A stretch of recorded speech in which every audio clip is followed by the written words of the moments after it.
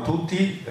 Una breve battuta, al di là che condivido quello che ha detto Mutinelli e Roberto, il nostro presidente, sul discorso della stampa. Spero che la stampa si occupi soprattutto dell'importanza che dà l'apicoltura bellunese col loro lavoro e con quello delle api, perché noi siamo per la maggioranza apicoltori hobbisti, abbiamo poche arnie, però siamo su tutto il territorio e forniamo un servizio gratuito a tutta la provincia di Belluno. Non abbiamo bisogno di terrorismo, ma ci deve essere riconosciuto il ruolo fondamentale che fa l'APE per il territorio. Produce un reddito indiretto gratuito di circa 1.200 euro per la produzione ortofrutticola e soprattutto il lavoro oscuro dei tanti e molti apicoltori che sono rispettosi dell'ambiente.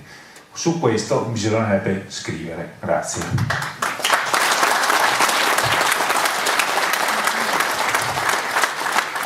Allora, cambiando decisamente argomento, ci occupiamo del nostro amico nemico che è la varroa.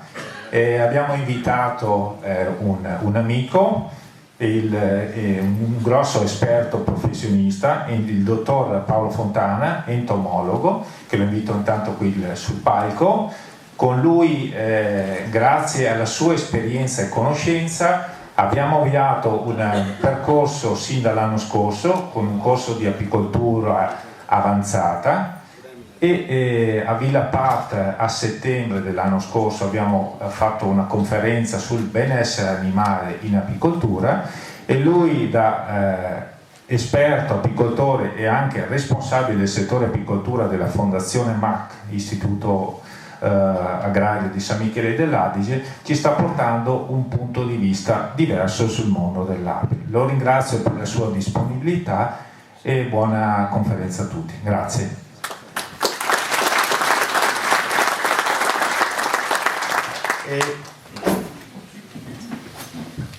Prima di parlarvi del tema di oggi, volevo anch'io fare un piccolo commento alla vicenda del piombo.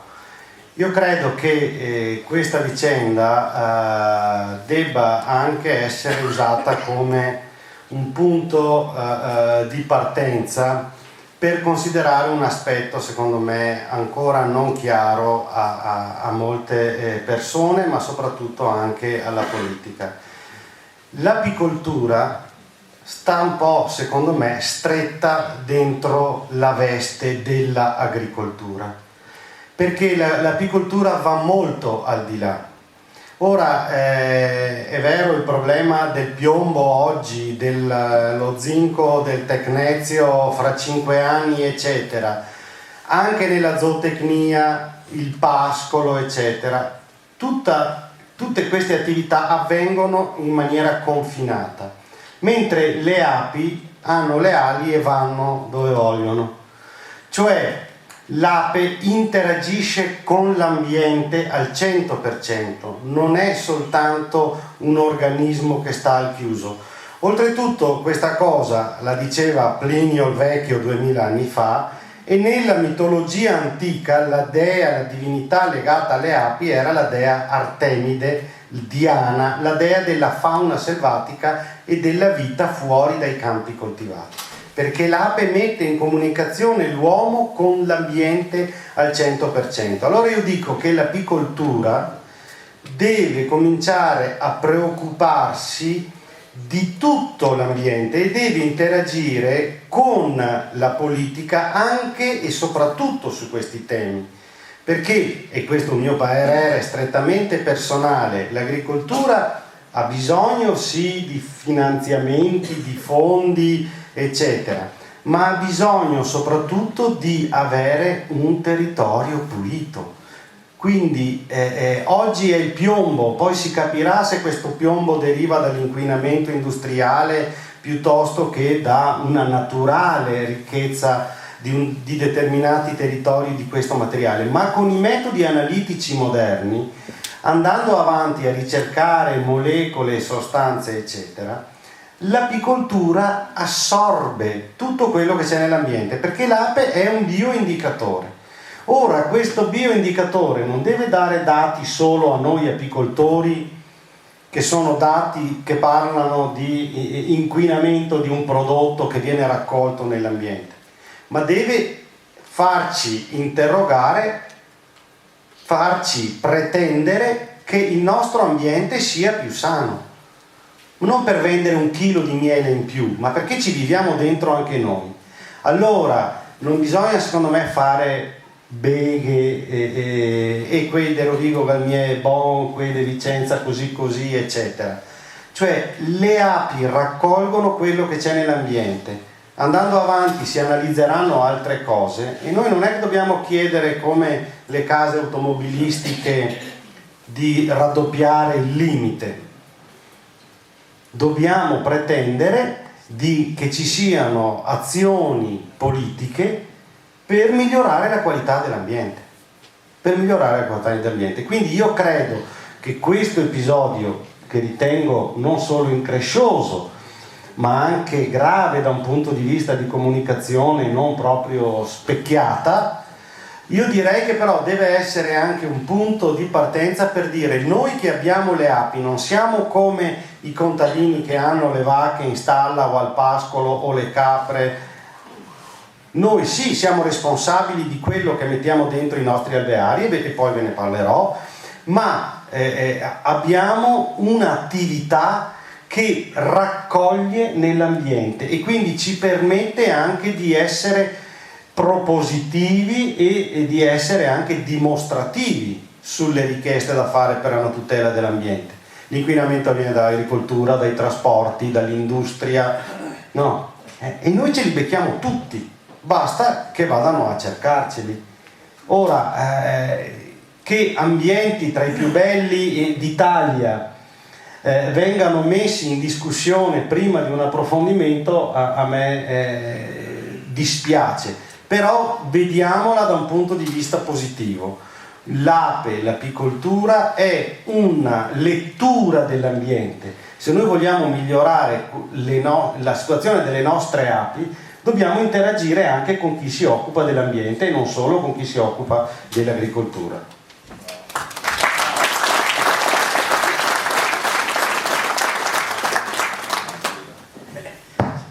Adesso basta perché hai parlato anche troppo. Allora cominciamo, andiamo avanti e andiamo sul tema. Sì, puoi partire. Ok. Allora, oggi vi parlerò di l'elaborazione di una strategia per il controllo della varroa. Perché una domanda che viene fatta spesso dagli apicoltori, principianti o meno, è: qual è la migliore tecnica per controllare la varroa? Qual è la miglior sostanza per controllare la varroa? Ora, la varroa, che è ancora, permane come il principale problema dell'apicoltura a carico dell'apicoltore, perché la può gestire lui, gli altri problemi ambientali non possiamo gestirli noi, ha realmente modificato in modo radicale la nostra apicoltura. Ha portato a morie di colonie selvatiche, di quelle degli apicoltori, crea un generale indebolimento, riduzione delle produzioni e la necessità di fare trattamenti. Ora, la varroa è sì il principale problema dell'apicoltura, ma negli ultimi anni ci sono delle strategie di controllo che sono molto efficaci, molto efficienti, abbordabili da chiunque, per cui, pur essendo un punto fisso nella propria azione apistica, la varroa non è più il problema principale se noi adottiamo delle strategie corrette. Fatto sta che noi lo dobbiamo tenere presente. Ora dobbiamo tenere presente anche cosa fa la varroa dentro la colonia, perché molto spesso io vedo un accanimento terapeutico nei confronti della varroa, come se bisognasse uccidere fino all'ultima varroa dentro l'alveare. Ora dobbiamo ricordarci che la varroa sulla covata si nutre per riprodursi, mentre sulle api adulte in genere si fa trasportare, ma si nutre molto molto raramente. Ora, una prova di questo fatto noi ce l'abbiamo dalla biologia della varroa, che quando entra nella celletta deve mangiare per quasi 2 giorni sulla larva prima di deporre un uovo. Se entrasse dentro a pancia piena non avrebbe bisogno di fare questo. Allora, perché dico questo? Perché quando noi andiamo a fare per esempio anche i trattamenti più o meno canonici, il trattamento estivo, che una volta era considerato trattamento tampone, invece noi sappiamo oggi essere il trattamento fondamentale, perché ci permette di ricostituire la colonia nella seconda parte dell'anno ed arrivare con api invernali sane e longeve, e quindi è il trattamento fondamentale. E il trattamento invernale, che in realtà non ha nessunissima urgenza di essere fatto. Cioè io intervengo sulle varroe che sono sulle api, che le tratti quando c'è l'inizio della fine della covata, della presenza di covata, o che aspetti qualche settimana, non cambia niente. Anche perché in assenza di covata la varroa ha una naturale mortalità molto elevata, molto elevata.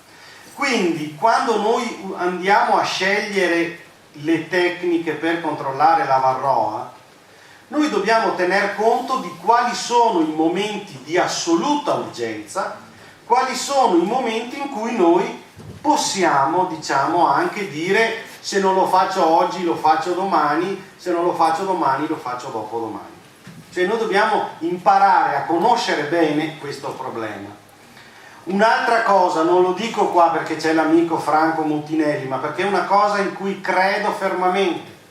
Noi abbiamo una buona gamma di prodotti per controllare la varroa e non abbiamo bisogno assoluto di andare alla ricerca di cose che non ci sono permesse, ma non ci sono permesse per farci un dispetto, perché abbiamo già gli strumenti. Voi siete qui a una fiera dell'agricoltura, chi ha già un trattore a casa non va a comprarsene un altro uguale, solo di un colore diverso. Quindi queste sono le sostanze ammesse. Restando qui dentro e usandole correttamente, noi siamo apicoltori a testa alta e facciamo il nostro dovere e il nostro meglio. Ma io sono fermamente convinto che proprio perché c'è sempre una maggior attenzione al miele come alimento salutare, perché guardate, noi viviamo in un momento che è estremamente favorevole per la vendita di miele. Non ho detto per l'apicoltura, ma per la vendita di miele, perché il miele basta farlo, lo si vende tutto, perché c'è fame di miele, ma fame del nostro miele, non del miele cinese o del miele, quello va a finire dentro anonimo eccetera, ma il miele dell'apicoltore vero, quello italiano, europeo, diciamo, c'è una grandissima fame. In questi giorni, ieri e oggi a Roma, c'è un convegno sull'apiterapia, ma non pensiamo all'apiterapia solo alla puntura, al veleno, ma il miele viene riconosciuto come sostanza terapeutica sempre più dal punto di vista delle funzioni alimentari, dermatologiche, eccetera. Allora c'è questa attenzione a un miele che sia quello che deve essere un prodotto straordinario e benefico. Allora in questa ottica l'apicoltore deve mettersi un paletto davanti, secondo me. Scusate che non vedo un paio di bionde qua sulla sinistra. Deve mettersi un paletto davanti. Io non devo fare tutto il possibile per non usare sostanza di sintesi dentro il mio alveare. Le possiamo usare, ci sono sostanze perfette, regolamentate e anche scritto, e ci sono dati che non lasciano o lasciano pochi residui ma io apicoltore non metto dentro niente di sintesi nel mio alveare. Lo posso decidere, perché? Perché in Italia noi siamo leader mondiali assoluti del controllo della varroa con le biotecniche, con le tecniche apistiche. E queste tecniche apistiche, che possono essere applicate da ogni apicoltore che abbia le basilari conoscenze sulla biologia dell'ape e della varroa e abbia il basilare affetto nei confronti delle proprie api e rispetto nei confronti dei propri amici consumatori, possono essere applicate. Ora, ci sono due gruppi di tecniche, no? Uno è sulla concentrazione della varroa in alcuni telaini, covata, maschile, eccetera, eccetera, e poi la loro eliminazione. Io non sono molto favorevole a queste tecniche perché in realtà noi corriamo il rischio di selezionare varroa che entra dentro la covata maschile, cioè dentro la covata femminile. Se noi eliminiamo sempre la varroa che sta dentro la covata maschile, noi selezioniamo la varroa che sta sulla covata femminile. Altra cosa, se tutti applicassero la distruzione della cellete da maschi, la già disastrata situazione genetica delle api mellifere andrebbe a farsi benedire, perché ogni regina è vero che si feconda con al massimo di 25 fuchi, ma se sono i più fighi di 5.000 abbiamo un certo tipo di selezione. Se sono gli unici 25 se li deve far piacere anche se hanno la pancia, sono pelati e hanno la barba bianca. Quindi diciamo questo è. Ora, noi le biotecniche in cui siamo esperti sono proprio quelle in cui noi predisponiamo la colonia a essere senza varroa dentro le cellette e avere solo varroa foretica. In questo modo noi restituiamo all'alveare anche i benefici della sciamatura naturale, perché la nostra ape mellifera, che è un animale selvatico all'apice di un percorso evolutivo che a livello mondiale si esprime nell'ape mellifera, perché neanche le api asiatiche hanno raggiunto l'apice evolutivo dell'ape mellifera, bene, vive in un superorganismo, una colonia con 35-36 gradi, oltre 50-70 mila individui, zucchero, eccetera, eccetera. Ha bisogno nel massimo del suo sviluppo di interrompere la presenza di covata, di ridurre la sua popolazione, e lo fa per riprodursi, ma potrebbe farlo anche in altri momenti, e soprattutto per interrompere certi percorsi patologici di malattie. È una strategia anche quella. Allora queste tecniche apistiche ci permettono di restituire in parte questo stop nella covata, nella colonia, questa riorganizzazione, e quindi noi troveremo anche degli altri benefici applicando queste tecniche. Quindi ce ne sono alcuni appunto utili solo per il controllo della varroa, o come il blocco della covata sono fantastici per permettere alla colonia di rimettersi a paro col granaio, perché noi gli abbiamo tirato via tutto. Se dopo che gli abbiamo tirato via tutto riduciamo l'allevamento di covata per 20-24 giorni, il bilancio può ritornare naturalmente positivo. Però alcune tecniche ci permettono anche di moltiplicare le nostre colonie, di rinnovare il nostro parco regine facendo anche della selezione. Allora lo scopo di queste tecniche è proprio quello, l'eliminazione della varroa in fase foretica. E quindi come faccio? Devo averla tutta in fase foretica, e quindi posso operare facendo o un confinamento della regina, un ingabbiamento o un confinamento su un favo, oppure orfanizzando la colonia, che posso ottenere l'orfanizzazione sopprimendo la regina, e qui ci sono degli apicoltori che non riescono a farlo, e io dico ognuno deve agire secondo la propria sensibilità, ma si può anche rimuovere la regina. Ora, nell'ottica del risanamento, io preferisco il confinamento, cioè l'ingabbiamento della regina, perché una regina può fare 1500-2000 uova al giorno, Ora, tenerla confinata anche su un telaino d'Adant per 20-24 giorni deporrà là dove può, anche malamente, e non avremo quella interruzione nella presenza di covata che si ha invece con un ingabbiamento della regina. Ora anche lì bisogna prendere mano, c'è chi ha avuto problemi poi di soppressioni di regine, come l'ha avuto chi l'ha usato con le gabbie o meno, eccetera, eccetera.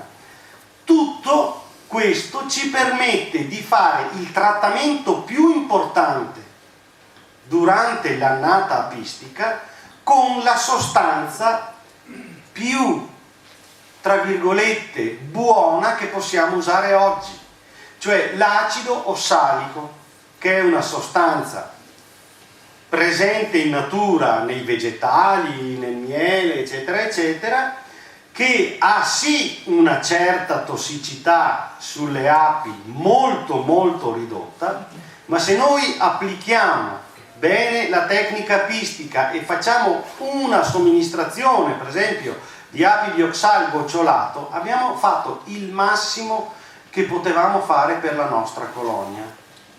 Ora, se invece noi usiamo la stessa sostanza, gliela diamo ogni 5 giorni col sublimatore, senza fare nessuna tecnica apistica, noi probabilmente riusciamo ad eliminare la varroa dalla nostra colonia, ma abbiamo dato una tale batosta alle nostre api, non gli abbiamo dato un momento di ripartenza che gli abbiamo dato invece con le tecniche apistiche, e il risultato sarà diverso.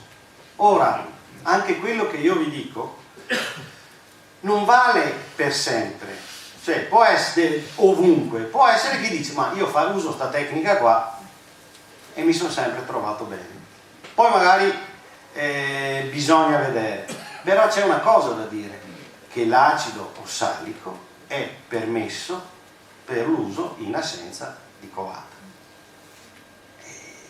e io dico, se stiamo dentro quello che ci è permesso di fare, e ci è stato permesso di farlo perché è così che va bene fare, noi siamo sempre tranquilli.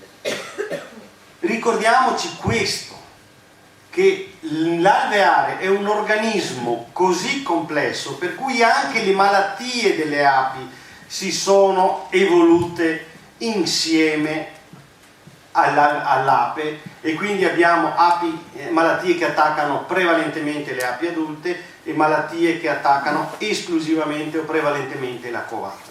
Per questo l'alveare vive meglio se ha delle interruzioni, per quello che vi dicevo prima. Allora queste biotecniche, secondo me, poi qualcuno può avere anche altre opinioni, io le metto in ordine di affinità decrescente con la restituzione dei benefici della covata in questo modo, e della sciamatura in questo modo. Ovviamente il blocco della covata ha le sue potenzialità e io lo considero una tecnica molto valida, molto ragionevole, molto furba. Poi abbiamo la tecnica del pacco d'ape, cioè praticamente simulo io una sciamatura quando voglio io. Non è esattamente la stessa cosa, ma alle api faccio percorrere la stessa strada. E queste tecniche mi permettono un ottimo controllo della varroa, l'eliminazione dell'utilizzo di acaricidi di sintesi, la riduzione di altri problemi sanitari, una maggior vitalità delle colonie, anche di moltiplicarle, di produrre nuove regine, di cominciare il pareggiamento delle colonie e l'avvicinamento all'invernimento anzitempo, e di ottimizzare le risorse alimentari delle api. Perché? Perché queste tecniche ci costringono subito dopo la produzione del miele di analizzare molto bene lo stato delle nostre colonie. Questa frase io la dico sempre, ovunque, ormai è un mio classico. L'apicoltore, finché l'alveare ha i melari, è un fidanzato premuroso, quando ha tolto i melari è un marito distratto, se non assente, uno che va in giro a fare conferenze le domeniche, eccetera. Mia moglie si veste di nero ormai da qualche anno. Ora, L'ingabbiamento della regina, ve li scorro rapidamente perché magari chi non è che adesso vi spiego come funzionano. L'ingabbiamento della regina può essere fatto su pezzi di favo, su una gabbietta soltanto, eccetera. Come funziona? Io prendo la mia regina, la metto in una gabbietta che non possa deporre, dopo 24 giorni non ho più covata dentro e la covata è nata e le api, non avendo niente da nutrire, non è che sono andati al bar con gli amici, sono andate comunque a raccogliere quelle poche risorse. Al 24esimo giorno trattiamo con acido salico, la regina esce di anche ora e si trova una colonia magari con più scorte e può partire, diciamo, alla grande. Oppure il confinamento su un favo. Noi confiniamo su un favo, poi diciamo che può essere laterale o centrale o a soffitta. Il problema è che poi noi alla fine questo favo lo dobbiamo eliminare, non è che sono quei 2 euro eccetera, però abbiamo concentrato su questo favo tutte le varroe e anche eventuali api operaie che nascono prima, diciamo, alcune nasceranno particolarmente martoriate e poco sane. Io so che ci sono, oltre dal seminato, però io parlo più delle tecniche e non dovrei parlare di malattie. La rimozione della regina, ecco, se noi dobbiamo eliminare una regina perché ha un brutto carattere, perché ho paura, è al 3° anno, ho paura che magari finisca la scorta di sperma durante l'inverno, mi trovo la colonia orfana a febbraio e non posso fare niente, è un ottimo momento quello, diciamo, post raccolto. Sopprimo queste regine, ora che ci sia nuova covata passeranno 24 giorni di sicuro e quindi io oggi sopprimo la regina, fra 24 giorni faccio il trattamento con acido salico apivioxal e io ho fatto il mio trattamento alla colonia nel modo migliore possibile. Altra tecnica apparentemente un po' più laboriosa, ma questa sì permette veramente di bilanciare già a luglio, primi di agosto le colonie, la rimozione della covata.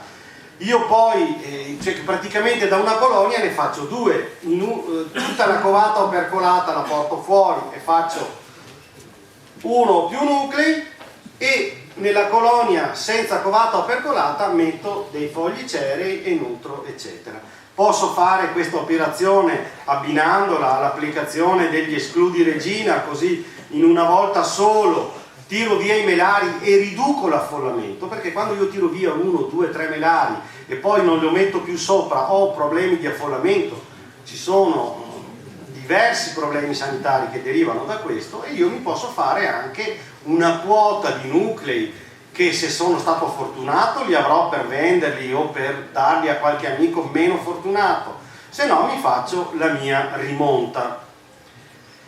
L'altra tecnica, ed ultima e poi andiamo al sodo, è la tecnica del pacco d'api. Tecnica del pacco d'api che è poco utilizzata qui da noi, se non comprando pacchi d'api da altri.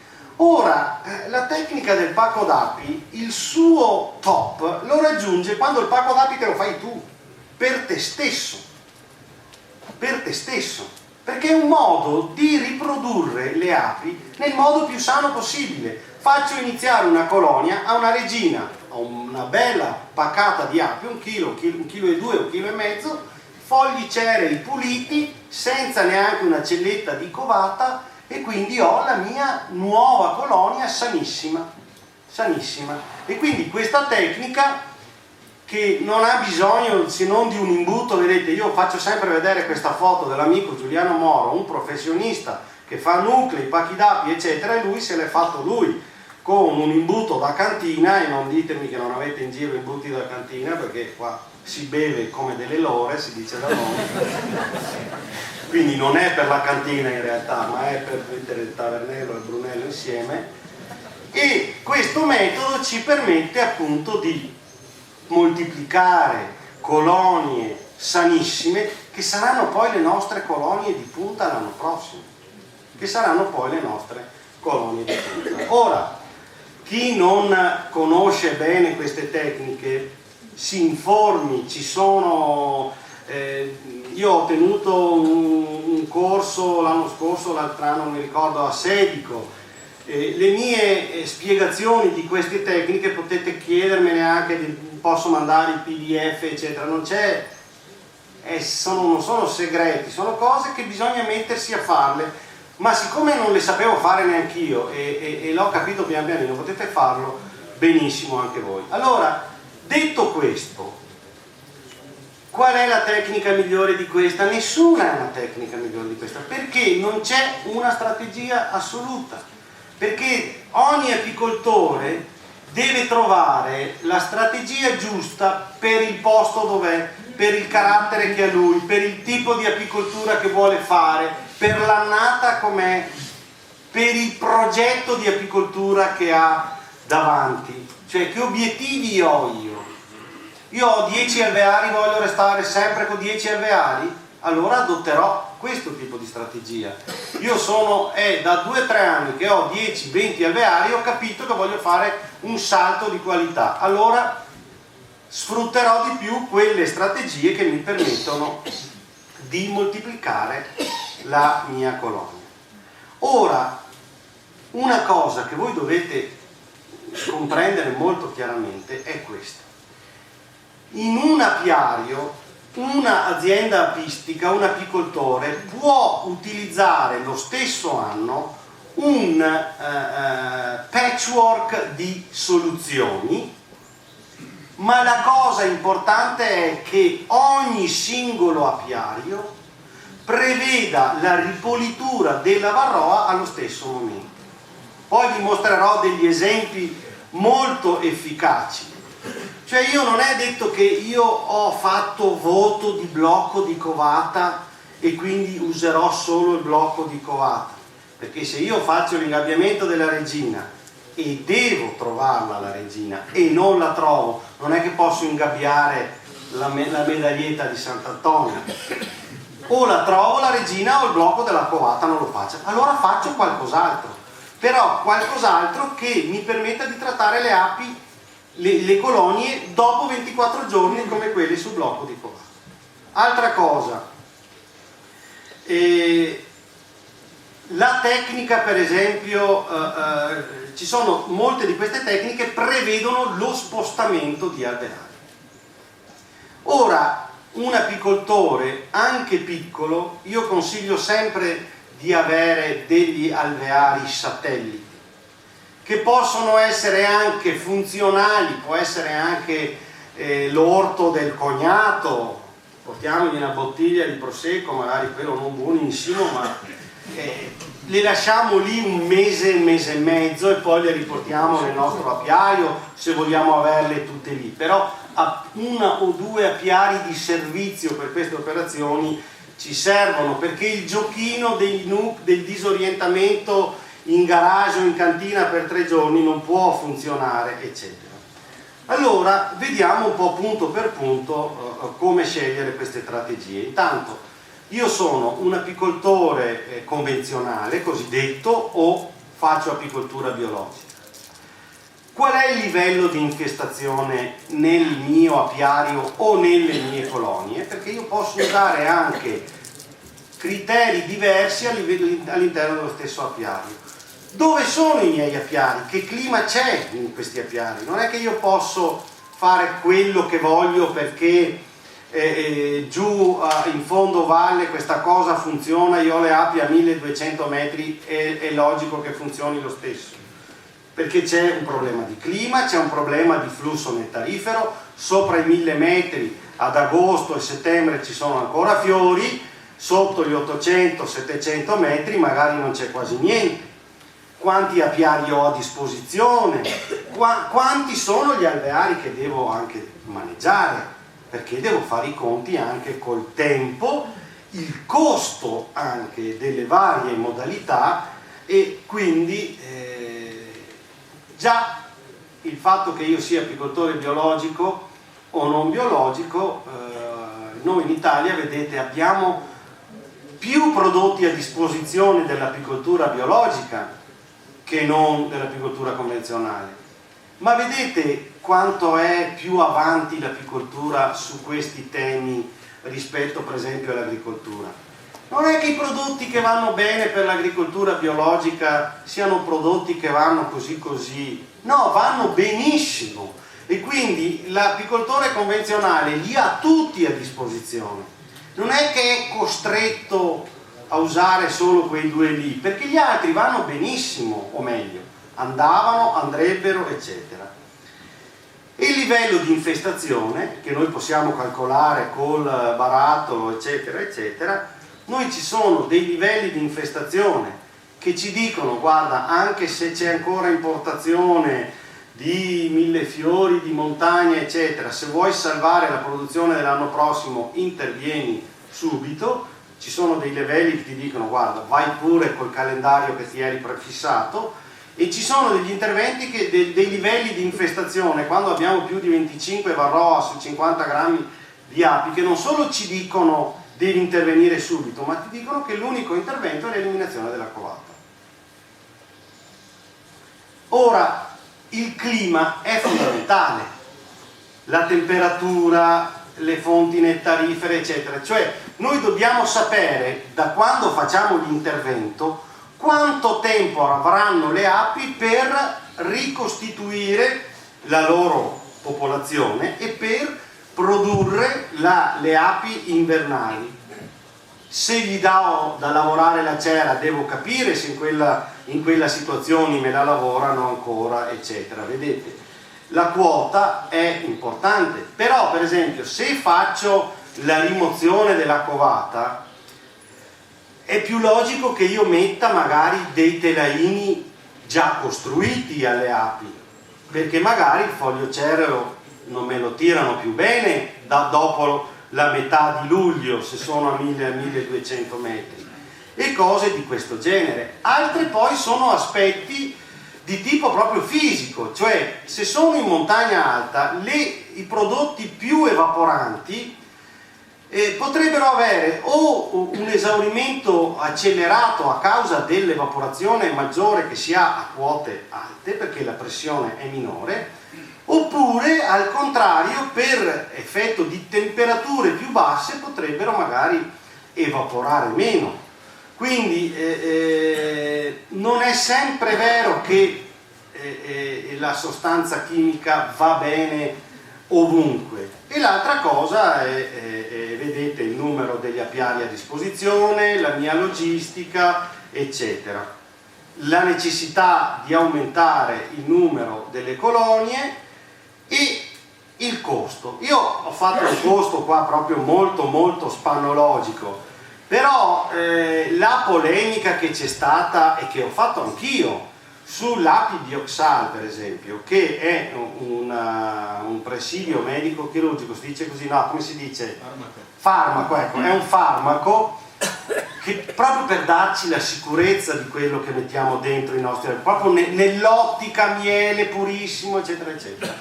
In realtà è vero che costa molto di più dell'acido ossalico enologico, eccetera, no? Però con €1, €1,50 noi trattiamo la nostra colonia. Adesso li vogliamo un po' bene a ste api, non dico di andare lì con l'anellino o con la rosellina, ma €1,50 per tirargliela via la varroa possiamo anche permettercelo, no? Quindi direi che possiamo fare anche qui dei ragionamenti.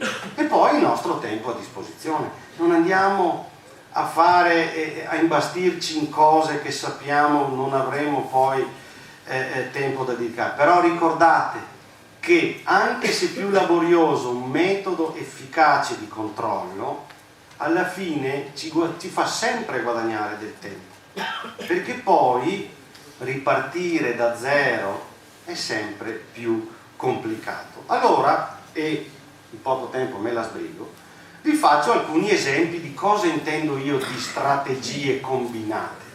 Io per esempio ho 2 apiari, in uno faccio la rimozione della covata e faccio i nuclei orfani e li porto in un apiario, dove ho degli altri alveari, e il giorno stesso o il giorno dopo da questi apiari faccio la rimozione della regina, perché l'anno scorso lì avevo cambiato tutte le regine, le tiro su con 2 telaini di scorte, un foglio cereo, un telaino costruito, gli sbatto giù un po' di api da dei telaini di covata e le riporto nell'apiario dove ho fatto la rimozione della covata. Ora, nell'apiario 1 ho solo colonie che non hanno covata o percolata, e quindi tutta la varroa è foretica, e quindi il trattamento lo posso fare entro 5-6 giorni se non ho lasciato neanche la covata aperta dentro le colonie, il giorno dopo se ho lasciato della covata aperta. I nuclei orfani e le colonie orfanizzate li tratterò fra 24 giorni. Ora, la fecondazione delle regine in luglio, primi di agosto, non è al 100%, però io sto facendo una montagna di nuclei, pur con le perdite ottengo la mia quota di rimonta tranquilla. Oppure faccio semplicemente la rimozione della covata, li porto nell'altro apiario dove ho tutte regine vecchie e le orfanizzo tutte quelle altre. Quindi quelle colonie che non otterranno una regina poi me le gioco con le regine che ho ottenuto. Oppure faccio la rimozione della covata, porto i nuclei orfani in un apiario dove faccio il blocco della covata. Quindi è un modo anche di dire aumento di un po' ma non di tanto. Oppure rimozione della covata e tecnica del pacco d'api. Vedete, le nuove colonie fatte con i fogli cerei, il pacco d'api e la regina, li porto dove ho la regina, le scorte e gli ho messo i fogli cerei, sono dei pacchi d'api, diciamo così, un po' misti, e quindi vedete io posso usare questa strategia. Posso anche dire faccio la rimozione della covata da 2 apiari e li porto in un apiario di servizio e dopo magari me li riporto indietro dopo che ho fatto il trattamento a quello. Oppure posso fare la rimozione della regina, quindi faccio un'orfanizzazione e porto via le regine sempre nell'apiario di servizio. L'apiario di servizio lo tratto subito o entro 7-8 giorni se non gli metto della covata aperta, e l'altro lo tratto entro 24 giorni. Vedete, le soluzioni per trattare bene e contemporaneamente ogni singolo apiario ci sono e io posso trovare la soluzione. Devo abbandonare quella salvagente così comodo con la paperetta davanti che ci sia la soluzione migliore in assoluto. Questo dà più responsabilità a me, ma mi dà anche un po' più di divertimento, perché io posso usare quest'anno un po' questa tecnica, un po' questa tecnica in modo scientifico, di modo di avere il massimo risultato, e vedo anche quella che riesco a fare meglio. Vedete qua, rimozione della regina e tecnica del pacco d'api, oppure rimozione della regina e divisione delle colonie, perché sono un giovane, avevo 20-30 alveari, adesso ho messo su la mia aziendina, mi è andato il primo insediamento, posso comprarmi una montagna di arnie, non voglio andare a comprare nuclei da chicche e sia dal sud Italia piuttosto che dall'Emilia Romagna eccetera, perché queste sono le api che mi ha lasciato mio nonno.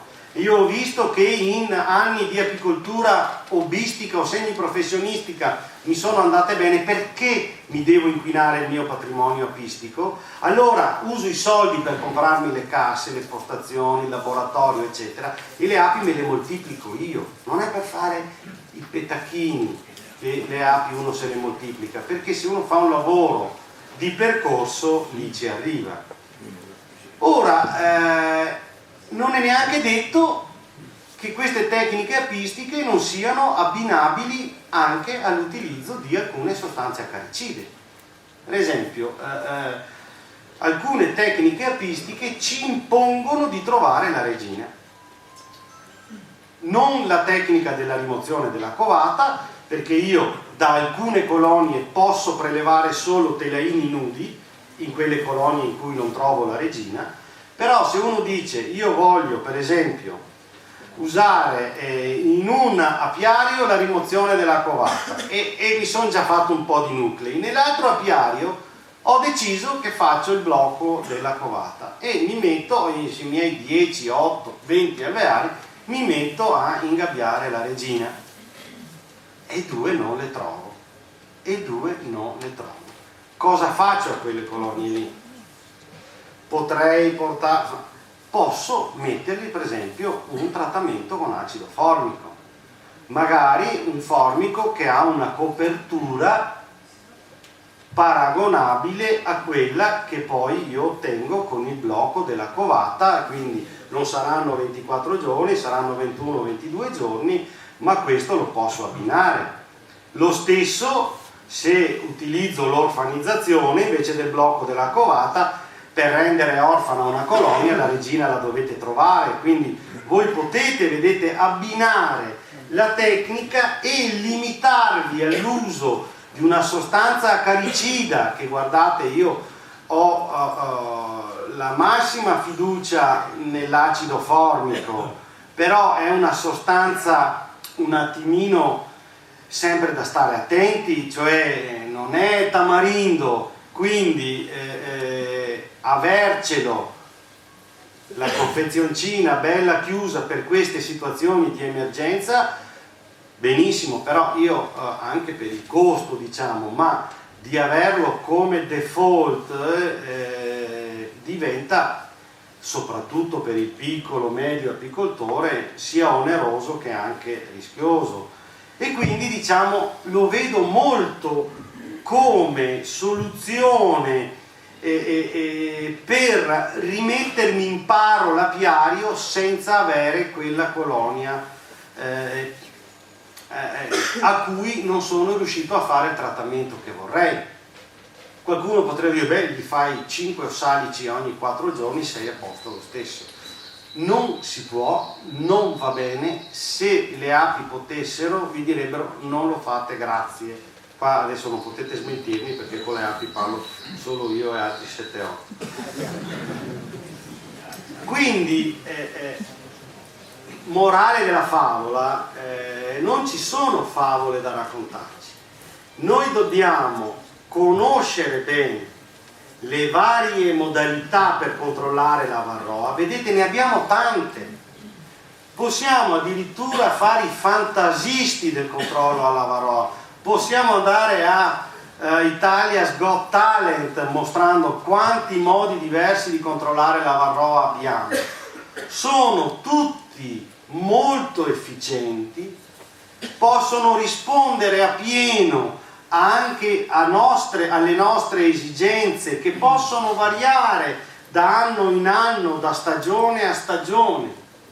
Ora, perché andare a comprare nuclei allevati nel Bosforo in primavera, quando io dico ok, quest'anno farò un po' meno di miele, lo compro dal Tony, tanto ha tanto piombo come il mio. Quindi...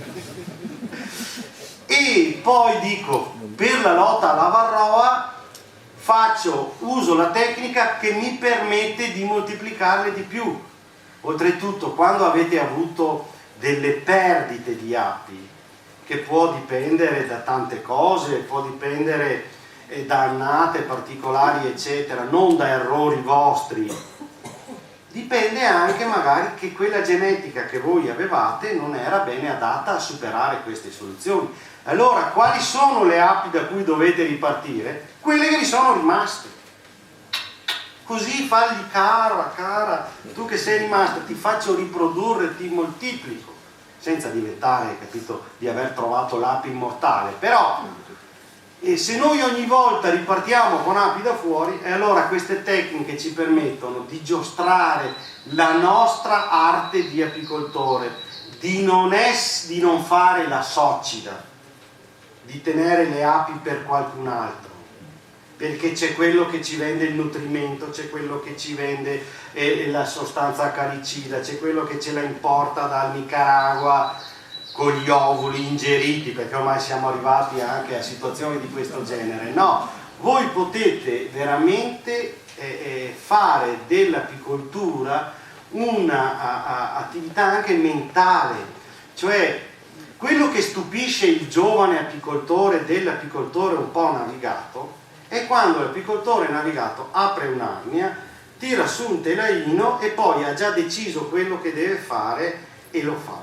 Il giovane apicoltore deve guardarla, riguardarla, poi sta lì, pensa, guarda sotto, guarda sopra. Io la chiamo intelligenza apistica. È quella capacità di leggere tutta una serie di messaggi all'interno di un alveare e sternutirli fuori in una decisione inconscia, perché voi lo fate senza rendervi conto di questa cosa. Siccome io poi queste cose devo spiegarle agli altri, devo fare l'autopsia di questo comportamento. Allora, voi avete tutte le capacità per capire se avete poca o tanta varroa, qual è il vostro progetto aziendale, in che ambiente vivete, come le vostre api lavorano, la cera, se va meglio. Ora avete la possibilità di capire, di giostrare tutte queste tecniche in modo per comporre un controllo efficace della varroa. Concludo solo con una cosa. Fin tanto che abbiamo creduto di risolvere con delle sostanze chimiche il problema della varroa, ci si era posti questo obiettivo, che la lotta alla varroa deve essere fatta da tutti e contemporaneamente. Ora, questo funziona bene se io butto dentro il mio checkmate, eccetera, eccetera, lo facciamo tutti insieme e quindi alla varroa diamo anche una bella botta a livello, diciamo, territoriale. Il problema si è visto che con le sostanze di sintesi la varroa è brava anche a fregarci, a diventare resistente. Ora quindi la contemporaneità del trattamento non ce l'ha neanche il singolo apicoltore, perché una parte delle colonie le tratta oggi e una parte le tratta fra 24 giorni. Ma se noi a livello di territorio le applichiamo le migliori tecniche per il controllo della varroa, cioè se la facciamo tutti e bene, è logico che l'influsso della rinfestazione, eccetera, e ognuno può trovare il metodo più confacente a lui, perché lui ti dirà lo so che il metodo migliore sarebbe quello lì, ma io non ce la faccio. Non è vero, tu devi scegliere il metodo efficace che sia migliore per te, e in questo caso non ci sono scuse, non ci sono scuse. Quindi ricordiamo che la lotta alla varroa è una questione di intelligenza apistica, di conoscere bene la biologia delle api e la biologia della varroa e sapere come sfruttare il comportamento della nostra ape per fregare la varroa, e soprattutto capire, diciamo, che c'è un grande interesse sul miele, non solo come dolcificante ma come alimento, come medicamento, e quindi più noi dimostriamo che ci mettiamo tutta la nostra intelligenza e la nostra cura nel non introdurre noi inquinanti dentro le nostre colonie, più potremo interagire con chi invece deve garantirci un ambiente privo di inquinanti, se sono inquinanti di origine antropica.